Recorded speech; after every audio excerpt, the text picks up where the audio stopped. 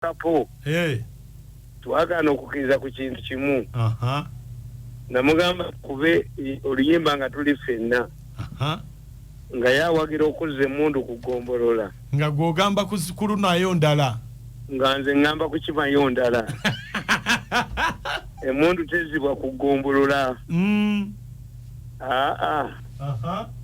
singa emmundu yazibwa kugombolola baali gikoze nga sigala waliwo abasigaze emmundu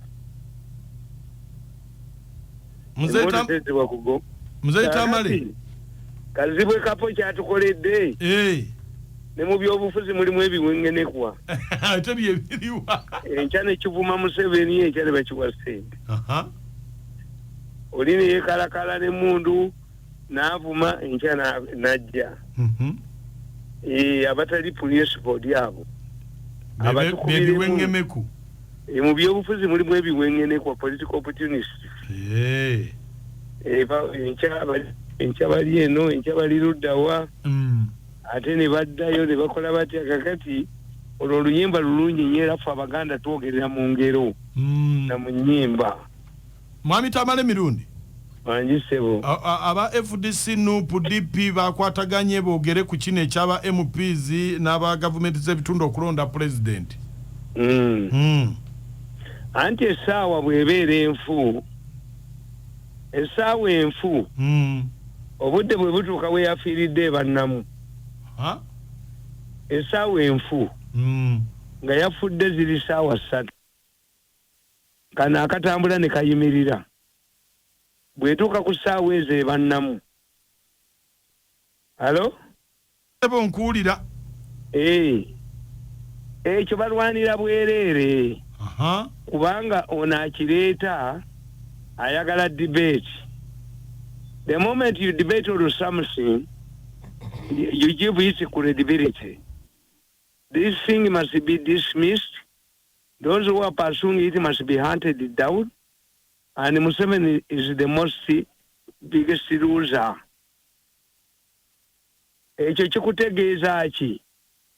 Kikutegeeza nabagamba ti gavumenti yagoba abanyampi. Abanyampi baatugoba mu kati bwe beefukyefuyira bakinuusa. Kakati the battle is now within the government. They don't talk about the NRM structure because they know they cannot go through, take the presidency through NRM structure. How does NRM formulate policies? Through NRM caucus, parliamentary caucus they generate. Bino byabwe waliwo omuntu atasobola kwata power naye nga alina obugagga bungi.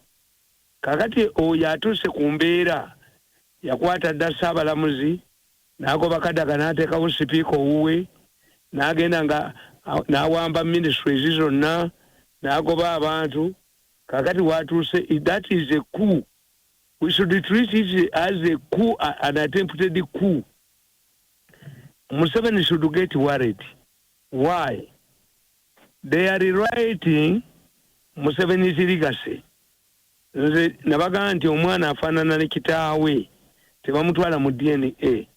Mu Uganda teri muntu agenda gamba Museveni siri muwagizi wa Museveni. Teri akoledde Museveni ku bwereere nga nze. He does not give me anything. But my commitment nti nkimanyi tibwavaawo ate tujja kubonaabona nnyo. Kakati kankubuulire President Museveni yafiirwa. Ono ayagala okuwamba gavumenti. Omusango gwa Organ gwamukwatirayo. Organ case has shaped the succession battle in Uganda. Having reached the Akazu level where all of us were kicked out of government, the Banyampi were kicked out of government. Those who could blame for mistakes. The battle is inside the palace. These are symptoms of the last resort of a battle in the palace. There are two people. Mu byobufuzi tuyita bipolar. Waliwo ayagala obuyinza by all costs. Nga yawamba gavumenti ya Museveni n'agizimba mu servitude. Gavumenti ya Museveni erimu Kadoma mu Kiswa, erimu ekitambo mu Lubaale. Ate ekitambo kisinga Lubaale amaanyi. Gavumenti ya Museveni omusajja yagisensera n'atugoba ffenna ne tugenda ayagala kuteeka mwanda weze ffe ne tugaana kati Katonda atuyamba organic case emukwatirayo Museveni agaana obbayamba babadde baagala kuweereza ku Zoom Museveni n'aliberalizinga wonna era wenkubuulirira wano baasazeewo not to go to Hague but the Hague people have decided to put in money a bote atagenda tumwebaze bw'atagenda $5 million anamukwata n'amutwala. So this is where they are cornered. Kakati what is their solution? They are creating a tambo for Museveni. We also control parliament. Tukita simmering. Batandikidde mu parliament. What if they had the influence in the army? Museveni would be no more. Okitegeedde ssebo? Ssebo. This is a coup in a different fashion. They are trying to intimidate Museveni because Museveni threw them to the gallows, ICC gallows. By no kwatibwa. Kati if they fail, they refuse to go, as they have resolved. I surrendered their tapes to ICC. I surrendered the tapes recently to all embassies. But because they are not strategists, they go to the embassies to ask, is it true that this man has surrendered? Why do you go to a secondary school, a primary school, to inquire whether results have been released when you are not interested in banning the school?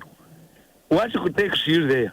You don't have a student, you don't have a pupil in that school.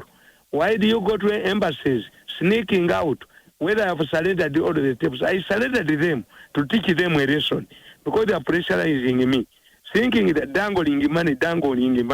When they dangle the money, I say, let me teach them a lesson. Tebasasula sente zange zembabanja. Bampa sente mbayambe baleme basiba.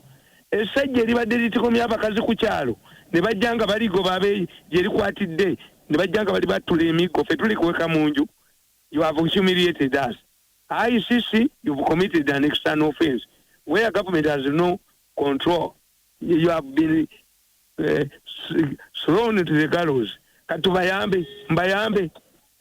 Omanyi kankubuulire mukunja. Yes, sir. Tokkirizanga omuntu akufuula fire brigade. Kuzikiriza muliro gwe. Fire brigade kye emmotoka esinga obusiru. Teba na mipiira, teba na mafuta, dereva tebamusasula. But when they hear there is a building that has called to fire, where is the driver? Does it have tires? Does it have fuel? That's why police abazinya moto baliddewo okujja kati you cannot turn me into a fire brigade vehicle. And like a vehicle, I have the brave.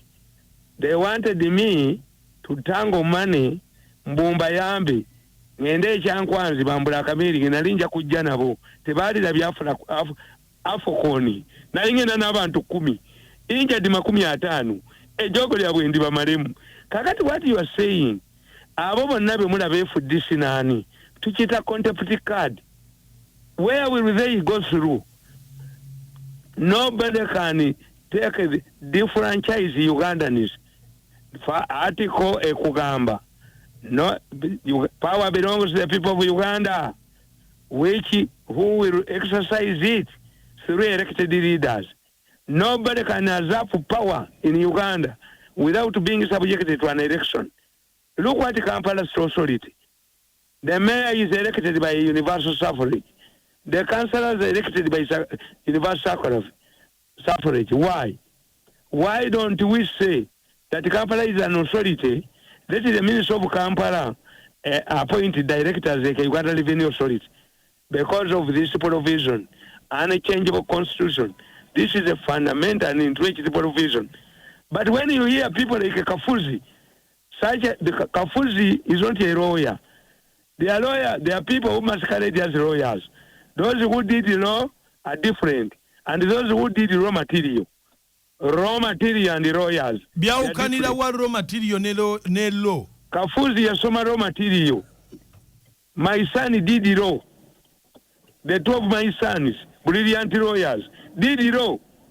Some lawyers did the raw material. Kafuzi did the raw material. He cannot guide the government. How will you go and go to parliament? You need to amend this provision, which is strongly entrenched. It does not go to parliament like 75 years. It does not go to district councils. It needs, why should I waste time? I compare Kafuzi to a medical doctor who tells me that because your woman will not suffer once we operate her using cesarean, you will not enjoy her for the next 6 months until the Rukindo recovers. Katika azalile mukamua.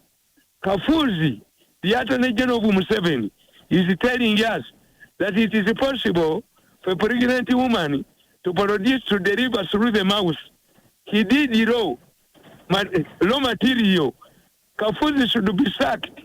Anybody who helps Kafuzi's proposal is staring at a madman. Shakespeare said, should we tremble when a madman stares? Where will Kafuzi? There is no provision that once an Attorney General says, this is a fundamental issue. Don't discuss it. Write a contempt card. Let this man who wants to intimidate, because why am I saying that Museveni is the biggest loser? Museveni went to the bush to restore democracy. We have been fighting, holding direct elections, including LC1s, including state councillors, under an authority. If Museveni backtracks, who he allows people to rewrite his legacy, it will be up to him, not me. Mine is to alert the population. Don't transfer corpus. Omulambo bwe gufa tebakutwala mu ddwaliro ddala bakutwala mu ggwanika. You cannot change a doctor for a corpus in another hospital.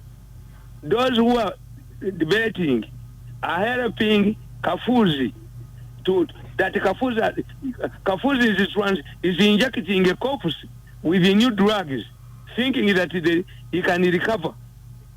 Can I waste time talking to a medical doctor who reason is Kafuzi? No. Let us spare our important salivas and time to other issues. In fact, whoever debates this issue is helping the likes of Kafuzi, who did raw materials instead of